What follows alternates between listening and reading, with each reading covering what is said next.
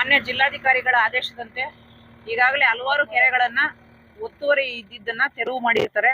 ಈಗ ನಮ್ಮ ಮುಳಬಾಗಿಲು ತಾಲೂಕಿನಲ್ಲಿ 18 ಕೆರೆಗಳು ಒತ್ತುವರಿಯನ್ನ ತೆರವು ಮಾಡೋದಕ್ಕೆ ಬಾಕಿ ಇದ್ದು, ಇವತ್ತು ನಾವು ಯಳಗೊಂಡಳ್ಳಿ ಕೆರೆಯನ್ನ ಒತ್ತುವರಿ ತೆರವನ್ನ ಪ್ರಾರಂಭ ಮಾಡೋದ್ರೊಂದಿಗೆ ಚಾಲನೆ ಕೊಟ್ಟಿದ್ದೀವಿ.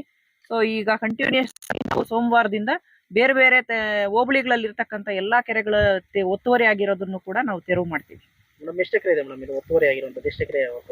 ಒತ್ತುವರಿ ಆಗಿರ್ತಕ್ಕಂಥದ್ದು ಸರ್ವೇರು ಈಗ ಆಲ್ರೆಡಿ ಗುರುತು ಮಾಡಿದ್ದಾರೆ.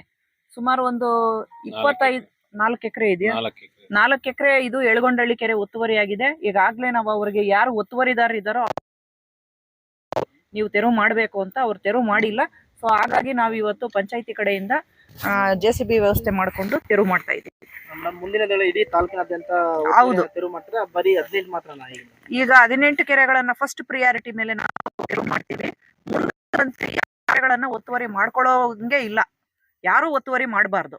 ಮುಂದಿನ ದಿನಗಳಲ್ಲಿ ನಾವು ಉಳಿದಿದ್ದ ಕೆರೆಗಳನ್ನು ಕೂಡ ಒತ್ತುವರಿ ತೆರವು ಮಾಡ್ತೀವಿ.